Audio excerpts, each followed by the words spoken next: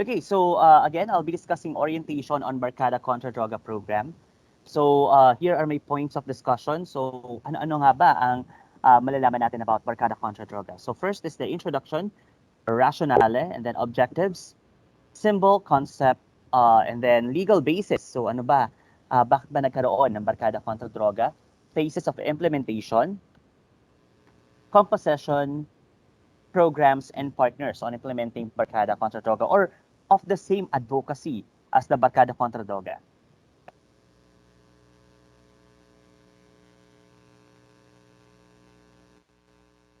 Okay, for the introduction, so the Barkada Contra Droga is a project actually of Dangerous Drugs Board, designed as a preventive education and information program to counter the dangers and disastrous effects of drug abuse. Alright? So dito pa lang malalaman natin na parang eye-opener, hindi pala siya proyekto talaga ni DepEd. Well, actually yes. Hindi talaga siya proyekto ni DepEd. Pagkus ang may-ari ng programa na to, yung BKD is yun nga si Dangerous Drugs Board, and hindi lang siya created only for DepEd. Barkada Contra Droga or the BKD program can be implemented in the college level din. Pwede rin. Pwede rin siyang i-implement in the local government unit. Pwede rin siyang i-implement sa private institution. Alright, so ito yung flagship program ng Dangerous Drugs Board, again, to provide an information to counter yung mga danger, yung mga masasamang dulot ng paggamit ng illegal na droga. Alright? And it also aims to empower the individual to be the catalyst within his or her peer groups in advocating a healthy, drug-free lifestyle through involvement in various positive, wholesome activities. It further helps the individual to withstand the negative pressures of peers by developing their resistance and make the empowered youth the agents of change by positively influencing their peers to keep away from drugs. So dito na nga pumapasok yung sinasabi ni SDS na ang connotation natin lagi na pag sinabing barkadahan is that there is a BI or bad influence na sinasabi natin. Alright, so doon din kasi nagmula yung Barkada Kontra Droga kaya sinabi siyang BKD is that sa samahan sa grupo ng isang mga individual, so doon nagbubuo ang isang tropahan or barkadahan that has what call this that has a goal of camaraderie, yung pagiging isa nila, pagdadamayan. So doon din nabuo ang Barkada Kontra Droga para naman magkaroon sila ng unity within their own na may iisang layunin. Alright? So that is why nabuo si Barkada Kontra Droga para doon maklench yung hilig ng ating mga kabataan kasi as they age, lalong-lalo na itong Barkada Kontra Droga is being implemented in the high school. Right? Dito kasi nagkakaroon ang mga kabataan natin ng free will, right? Free will that they can decide on their own. Alam na nila kung ano yung gusto nila, unlike when they were in the elementary na ang nagde-decide pa noon ay kanilang mga magulang on ito dapat mong gawin, ito yung dapat mong piliin. Alright? Now that they were on the high school and the senior high school, so dito na sila nagkakaroon ng kagustuhan na pumili or yung mga laya nila na pumili kung ano man ang gusto nilang gawin at naisin. So that is why si Barkada Kontra Droga ay nabuo para naman ma-counter or magkaroon ng positive effect yung tinatawag nating barkadahan. Alright? So yun po ang goal ni Barkada Kontra Droga. So BKD aims to establish a nationwide Barkada Kontra Droga movement. So ito na nga po yung ginagawa natin ngayon. Recently we have conducted what call this database gathering ng lahat ng mga Barkada chapters all across the Philippines. And we're happy that Rojas City is one of the highest turnout na mga high school schools natin na nagkakaroon na or nakapag-establish na ng Barkada Kontra Droga. So we are very grateful of that, and actually we would want to strengthen na mas paigtingin pa ang kampanya to our program sa Barkada Kontra Droga. And it also trained people in advocating healthy drug-free lifestyle. So instead of uh,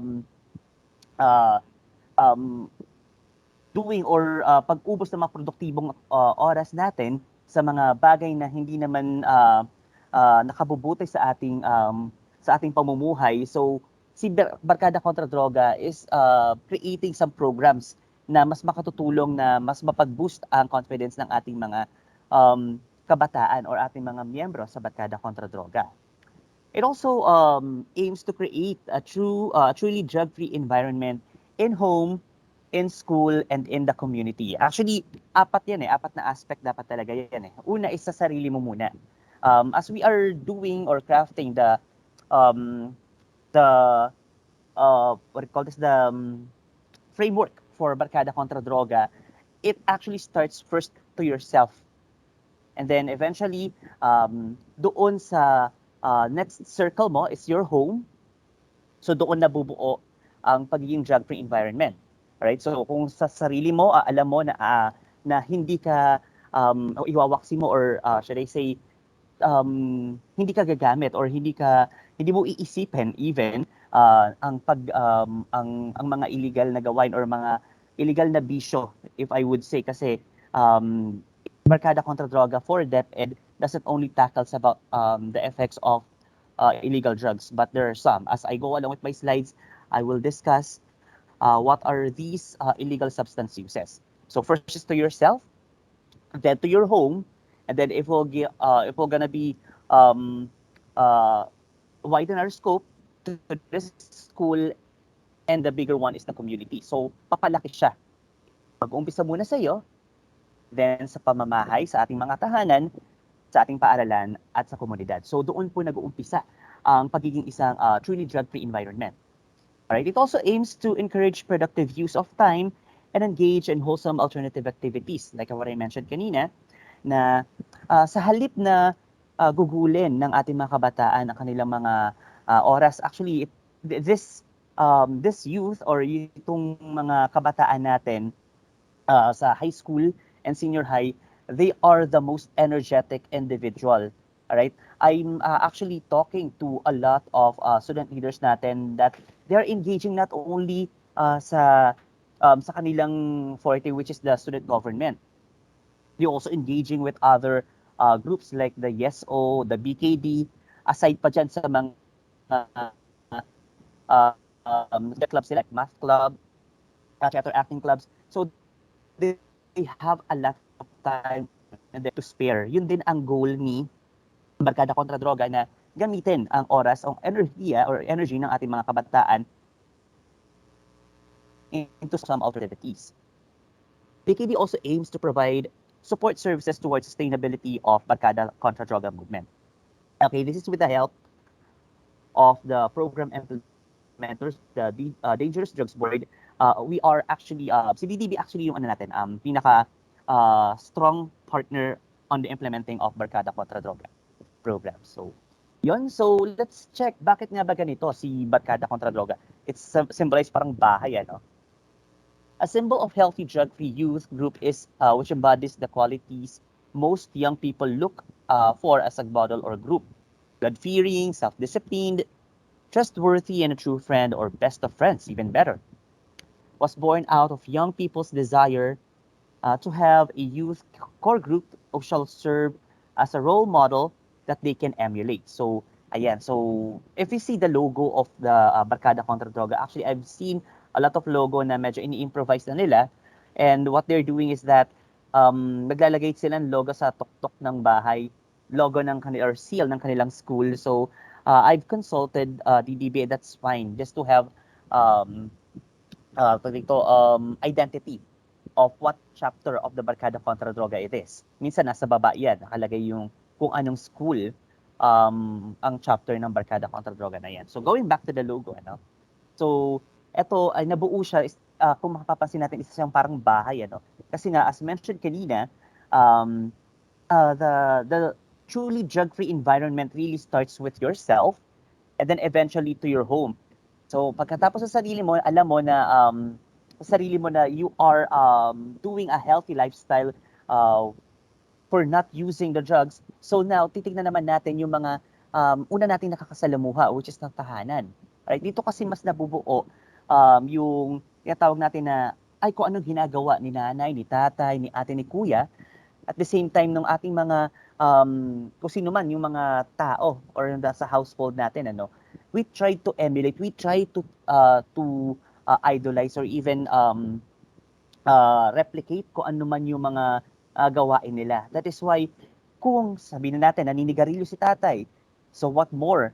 What the child could see na naninigarilyo is that sa kanilang magulang is that they try to emulate, they try to do smoking as well. Although kahit sabihin natin, ako magulang, sabihin natin bawal ang manigarilyo, then why are you doing it? Why you're showing it to your child or to your offspring, ano, sa ating mga anak na bakit ka naninigarilyo? So it's very hard to explain on that part. Right? Sabihin mo, I'm of the legal age. So, yun ang tatatak sa kanya na, so pag legal age na ako, pwede rin pala ako manigarilyo. Pwede rin pala ako uminom. So, it's not really about that eh. So, really what the children seeing within or inside the home, malaki ang chances na ganun nga rin ang gawin nila. Alright? So, that is why really that home na nakalagay sa logo ng ating Barkada kontra Droga really emulates na dapat nag-uumpisa talaga sa tahanan kung gusto mo na ang iyong pamumuhay ay maging drug-free ang lifestyle. Alright, so the nationwide Barkadahan concept, a collective action among the youth, students of the community or schools that would strengthen camaraderie, collaboration, cooperation, and solidarity and their common commitment to attain a drug-free lifestyle. So tulad nga ng sabi ko kanina, no, sa barkadahan concept, 'di ba? Sa high school marami niyan. I was once a high school, so doon nabuo ang aking mga tropa-tropa or barkadahan talaga, yung mga pakikisama ko sa kapwa ko estudyante. So we have a common goal, we have collaboration, cooperation, yun, and solidarity. So what this particular group of student is doing, dapat kaisa ka doon if you want to be in. Halimbawa, kung lahat sila ay say magagaling sa math, something like that. So you may want to join just to be belong with them. All right? Hindi din naman maiiwasan natin na as mentioned kanina ni ASDS na merong mga barkadahan na ang dulot ay bad influences. So it is really within your choice, ano. That's why I mentioned kanina meron tayong free will. You have to decide on whether you would join them or no. So alam naman natin kung ano yung idudulot kung sasama ka sa barkadahan nila. So halimbawa, yung barkadahan na yan is mahilig magyosi or manigarilyo. So tendency is that if you will join them, well, of course, mapapayosi ka na rin. Just to be belong. Kasi dito, at this age kasi, on the teenager age, we are looking for sense of belongingness eh. So, hanapin natin kung saan ba tayo nararapat. So, ang grupo ba tayo aakma. So, yun yung greatest turning point ng isang kabataan eh. So, it's really about choosing who would you want to join with? Who would you want to be with? Alright, so, ayun, na sana lang mapaigting ng barkadahan concept or ng BKD na mahikayat ang ating mga kabataan to join us with our advocacy. Right, so let's go to the legal basis. Legal basis, so okay, so nakakatuwa lang isipin kasi sa totoo lang po si BKD as a program itself, si Barkada kontra Droga ay wala pa talagang legal basis as to localized DepEd memorandum. Nakaangkla lamang siya kay DepEd Memorandum 200 Series of 2006 entitled Strengthening of National Drug Education Program in Schools, or yung NDEP, Strengthening NDEP in Schools, wherein nakalagay lang tayo sa paragraph 3, letter A, establishing Barkada kontra Droga chapters in schools. Alright, so nabanggit lang siya. However, how to establish was never mentioned. There was no issuances. What we are actually referring to is this one. The Dangerous Drugs Board regulation. Yun yung pinag-aangklahan natin on how to establish a barkada kontra droga in our school. Alright, so nakakatuwa lang isipin na napaka-establish na ng BKD sa DepEd. Ang dami ng mga chapters na nabuo. However, wala pa man tayong implementing or should I say guidelines on the implementation of barkada kontra droga. Alright, that is why our priority project for Youth Formation Division, particular to Barkada Contra Droga program, is to establish a policy development on the constitution and bylaws of Barkada Contra Droga and the guidelines on establishment of Barkada Contra Droga program. So, however, for those who have already established, it will be status quo. Kung ano man yung nasimulahan ninyo, ganun pa rin naman po. Ipagpapatuloy pa rin po natin yon. Alright, so kailangan lamang na magkaroon din o makapag-release din ng localized DepEd memorandum or DepEd order ng establishment of BKD program. Kasi yun yung medyo lacking or what I say is nawawala when it comes to Barkada Contra Droga as a established student organization. Alright, nabanggit din to kanina ni Ma'am, ano, yung memorandum order, yung OUA memo na 00-1020-0128, transferring the management and supervision of Barkada Contra Droga program. Previously, this was under BLSS-SHD. Nabanggit nga ni Ma'am yun, the Bureau of Learner Support Services, School Health Division. Now, this program is now under BLSS-YFD or actually, currently sa ngayon, ang organizational structure namin, we are no longer part of the BLSS. We are actually directly reporting to the Office of the Secretary. Alright, so mula kay School Health Division, na i-transfer na Management and Supervision ni Youth Formation Division. Sa nakikita kong pag-issue nito is that very strategic ang pag-issue, ang issuance na to. First is to one, so that SHD can focus on the program, which is the NDEP, the National Drug Education Program.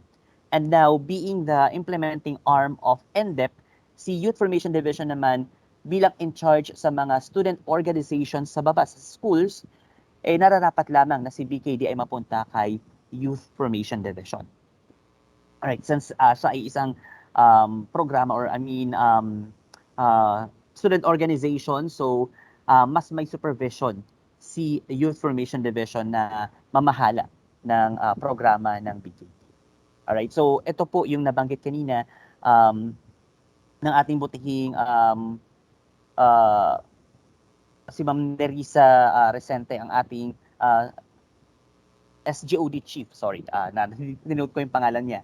So, yun, yun nabanggit niya kanina. So, just want to clarify nga lang na, again, just to avoid confusions, si SHD, ang hinahandle niya ay NDEP at si YFD naman, ang hinahandle niya ay BKD. Ngayon, sir, may tanong ako. Actually, I've been talking to a lot of divisions and ito yung isa sa mga tanong nila, no? Then, sir, paano yan? So, kailangan ba hiwalay na rin ang NDEP coordinator at si YFD, ang NDEP coordinator at si BKD coordinator / teacher advisor. Alright? So, as for the division, dapat talaga maihiwalay siya. Kasi ang line of ang mga counterpart ng School Health Division through the field are the medical officers, nurses, nutritionist, dietitian, and dentist. However, yung counterpart naman ng Youth Formation Division sa division offices are the Youth Formation Coordinators or the PDO1s natin. So, dapat lamang po na yung BKD ang namamahala na nun ay si Youth Formation Coordinator at si NDEP naman po ang namamahala nun ay either of the medical officers natin na nabanggit ko kanina. So, ganun po ang hatian. Sir, paano naman po kung sa school base? Kasi there are times na yung BKD coordinator natin ay NDEP coordinator din. Alright? On that case, kung yun man ang nakasanayan na natin at kung limited ang teaching staff or yung mga staff natin sa school base, let it be. Status quo muna tayo doon. Pero hangga't maaari, as much as possible, and as much as we wanted to dito sa Youth Formation Division, na mas hiwalay ang pagiging NDEP coordinator ng isang teacher at ang pagiging BKD teacher advisor / coordinator ng BKD para po mas align po na pag nagbaba kami ng programa regarding BKD is that alam na namin kung sino yung itatap namin. Alam na namin kung sino ang involved to this particular program. Alright, but again, going back, kung iisa lamang po ang BKD at NDEP coordinator, then that will be fine din po. Okay lang po yun. Right? So, as mentioned kanina, no, that one of our priority project actually is to create a policy development on barkada kontra droga. So, this are the group of writers natin, including representatives, teacher advisors, principal. We also have a principal here, project development officer 1 or the youth formation coordinators natin na mga selected writers natin all across the Philippines na nagtulong-tulong para bumuo o magsulat ng policy development particular to barkada kontra droga. So, ang goal po namin ay makabuo ng constitution and bylaws ng barkada kontra droga being BKD na nasa YFD na siya ngayon, lahat ng student organization namin ay magkaroon ng constitution and bylaws. At the same time, we're also drafting on the implementing guidelines. Alright, ano ba yung implementing guidelines sa pagbuo ng barkada kontra droga, ng isang chapter ng barkada kontra droga? Don't you worry kasi ang still naka-anchor pa rin naman kami sa DDB resolution na ni-release sa pag-implement ng guidelines on creating the barkada kontra droga program. Alright, so here with us is our chief, OIC chief for Youth Formation Division, si Chief Provin Canha, and we also have our very supportive ASEC, si Assistant Secretary for Youth Affairs and Special Concerns, ASEC JV Respicio IV. So these are the team of the Barkada Contra Droga writers that we conducted at sa Palayan City, Nueva Ecija. I believe this was last month, May. So yun, we are done actually with the two phases, the data gathering and consultation. This picture that you're seeing is the write shop, and we are now moving in the next stage for the validation. So nakapag-draft na po kami ng constitution and bylaws, establishment, guidelines on establishment, and the PPAs. So ipapavalidate na namin yon sa iba't ibang stakeholders. These are the youth formation coordinators, the principals or the school head, the implementers who are the teacher advisors, and the BKD officers din. So kami-kami po ay magtutulungan para mas mapagtibay pa natin ang Barkada Kontra Droga program. At hindi lang siya programa na parang anchored lang siya kay NDEP. So just to clarify din, that NDEP and BKD actually works hand in hand. Walang program na over or under it. Okay? As BKD is the implementing arm of the NDEP. NDEP is the most likely parang sila yung nag-validate this program or this content is good and relative to that of the advocacy of drug prevention, then okay na yan. Then who will implement them? Sino yung once na nabuo na siya, yung policy na yon or yung program na yon, sino ba mag-i-implement nun? Kundi tayong mga mobilizers, or should I say, tayo kasi may grupo tayo yung may kakayanan na mag-disseminate ng information na yon. So us through the BKD program or the BKD organization can disseminate the information. So ganun po, they work hand in hand. Alright? So walang under it kasi I've heard to other places or divisions then si BKD under lang yan ni NDEP. So it's not like that. So maybe ganun yung naging connotation when the BKD was not under Youth Formation Division pa. But however, now that the BKD is under the Youth Formation Division, we would want to empower BKD na tayo ay isa ring programa na kaakbay or kahalintulad ng NDEP na may sariling mandato. Alright, so So that's it for the policy, and now we'll go to the phases of implementation. Ito yung pinaka-paborito kong i-discuss whenever I'm doing the orientation for Barkada kontra Droga. Alright, so what are the phases of implementation ng Barkada kontra Droga movement? So we have actually four phases. Phase 1 is the launching of Barkada kontra Droga. Phase 2 is the mass media campaign. Phase 3 is the youth mobilization, and Phase 4 is the evaluation and recognition. So I'll discuss one and by one per phases. All right, so Phase 1 is the presentation of BKD concept, orientation on BKD program, just like similar to what I'm doing, membership, registration, election and induction of officers, crafting of GPOA or General Plan of Action, and AIP or the Annual Implementation Plan. And ito yung suggestion ng DDB is to have an issuance of BKD IDs. So parang similar to that of the parang Boy Scout and Girl Scout na meron silang mga IDs for to authenticate that you're a member of BKD. So etong phase 1 na to, lahat ng to ay kayang gawin siya actually if I may compare it, no, kung ilalagay ko siya sa timeline ng ating school year. So this phases, this presentation of BKD concept, orientation, membership registration, of course, election and induction ng officers, at paggawa ng kung ano man yung gagawin nilang programa for implementation throughout the school year, pwede itong magawa during the first quarter of the school year. So perhaps if, say today, the school year would start August, I think the last Monday of August or the Monday before that. So August, September, October. So pwede siyang magawa. Pwedeng magawa ang presentation of concept, national orientation and Barkada kontra Droga program, membership registration, mga paghikayat ng mga miyembro. So once that you have enough member, then you can do election and induction of the BKD officers. Then once that you have elected your officers, then they can craft the GPOA and AIP to be presented to their fellow members for approval then eventually, ayun, that's the phase 1 of the Barkada kontra Droga movement. Now, again, this phase 1 can be done during the first quarter of the school year. Now, what will happen in the second quarter?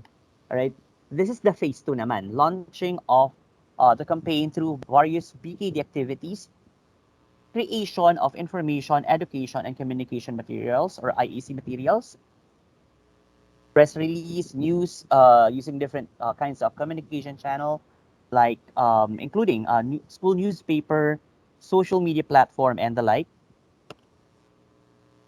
Sorry, phase 3. Sorry, isabayin ko na ha. Kasi phase 2 and phase 3 can be done, both of them can be done during the school year, the second quarter and the third quarter of the school year. So phase 3, training of core group, life skills, leadership, income generating opportunities, and resource mobilization or yung capacity building na natin.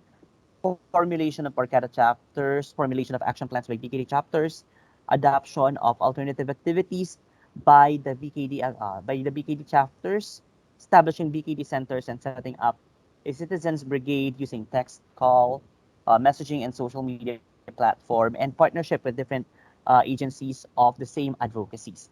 All right, so itong phase 2 and phase 3 natin can be done during the second and third quarter, even at the first week of the fourth quarter.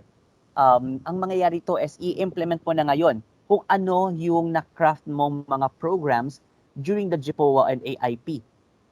So yun na po yung implementation ng ating mga programs about BKD, about Barkada kontra Droga.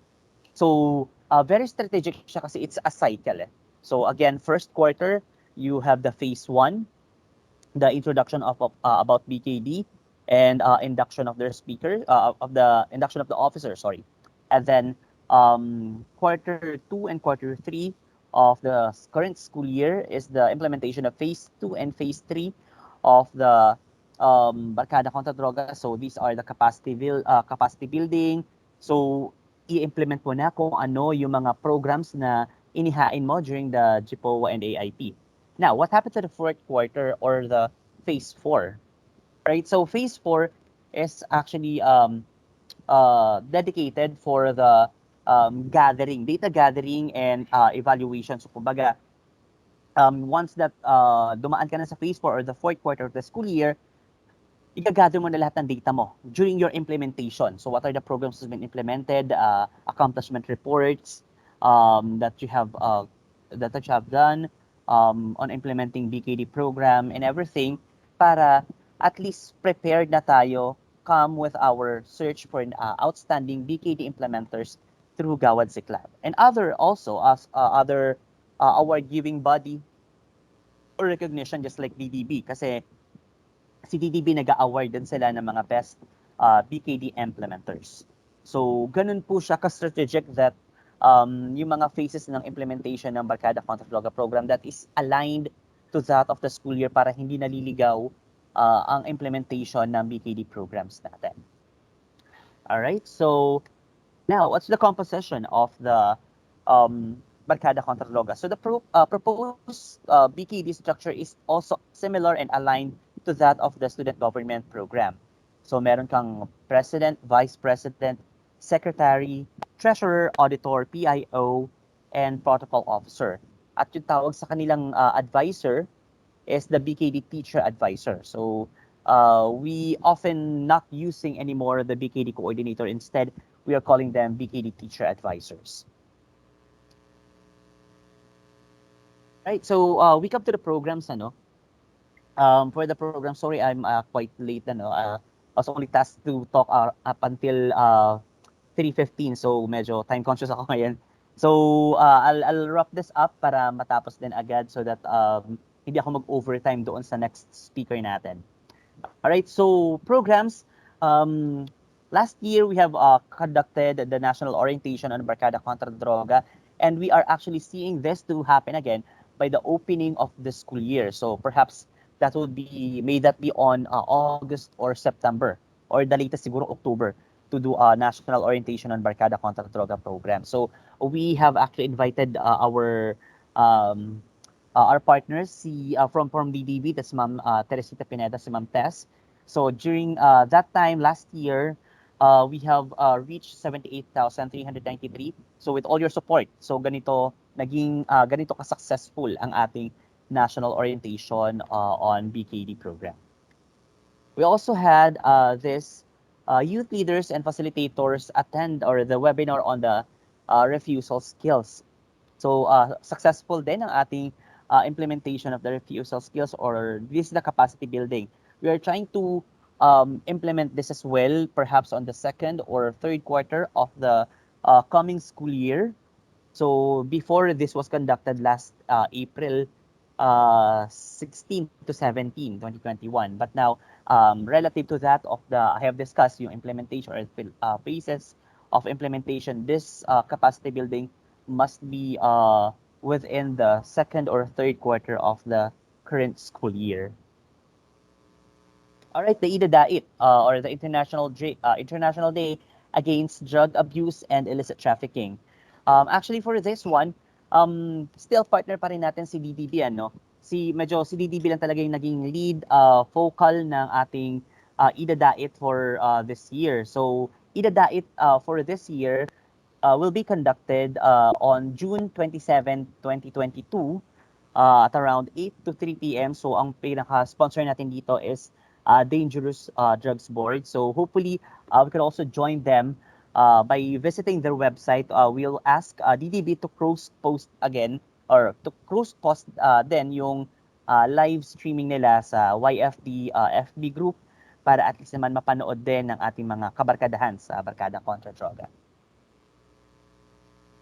Right, as mentioned kanina, yung phase 4 is the Gawad Siklab category.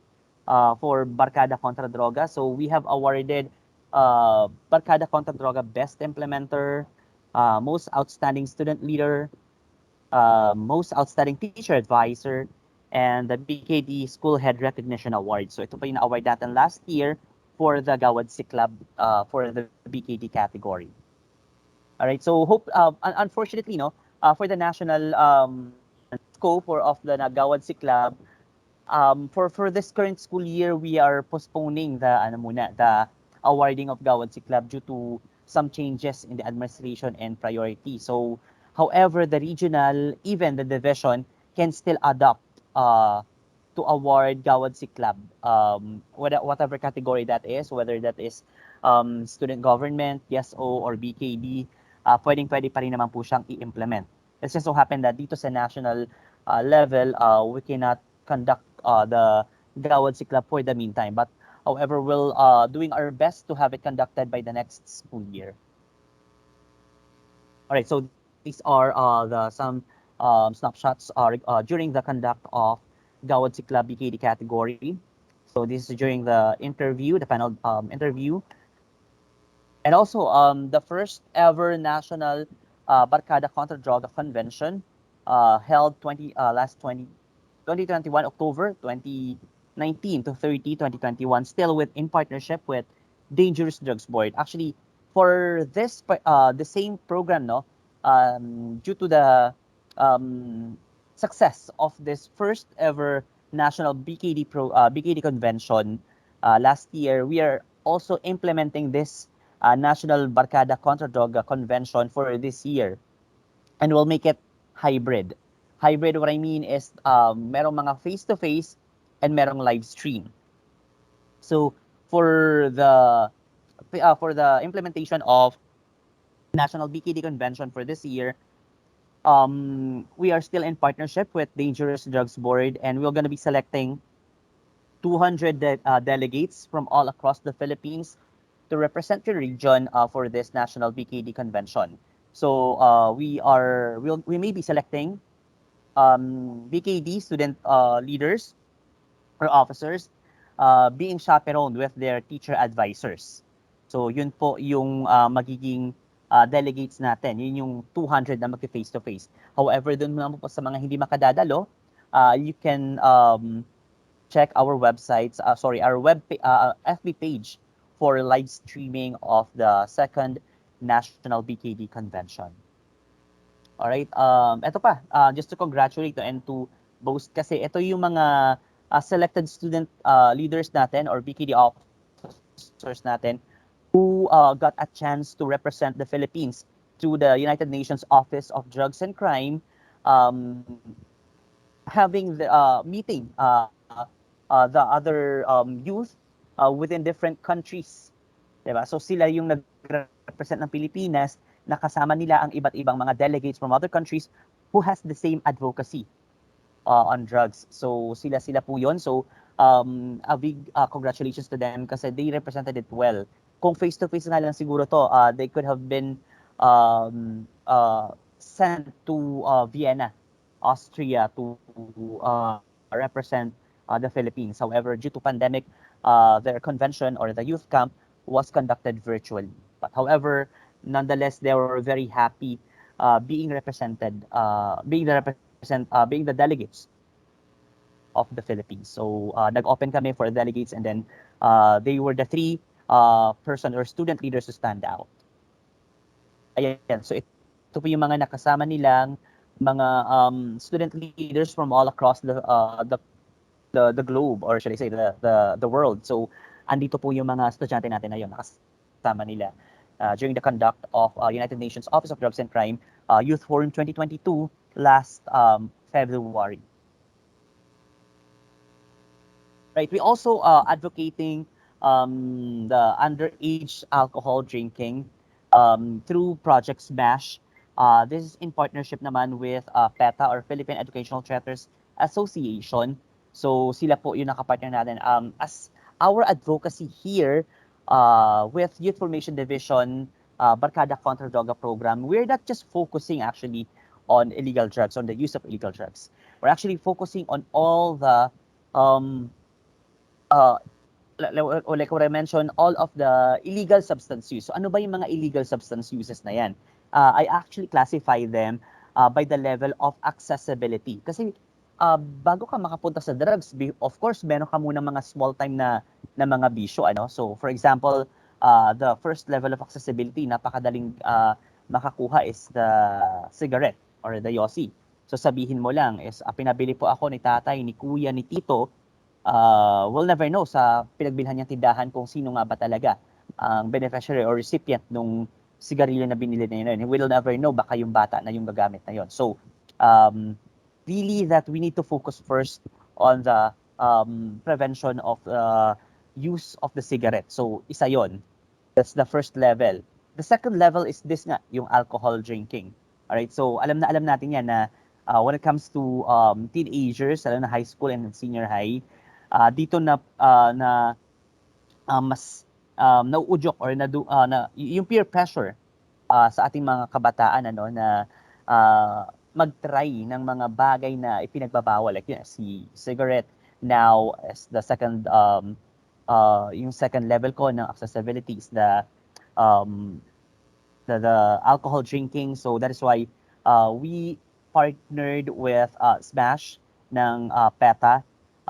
This is actually an interactive video that they have created na nagtuturo kung ano yung mga masamang dulot ng pag-inom at a young age. So I hope one of your students have joined the Smash project kasi napakaganda talaga niya. All right, so again, that Smash project was brought to us in partnership with the PETA or Philippine Educational Chapters Association. All right, so partners, speaking of partners na rin kanina, as I keep on mentioning. So, ito po yung mga partners on implementation of the same advocacy that we have sa BKD. All right, sorry, nakalimutan ko pala, no? So, yung last level of accessibility. So, again, the first level of accessibility na napakadaling maka-access sa mga kabataan is yung cigarette. Now, the second level is the alcohol.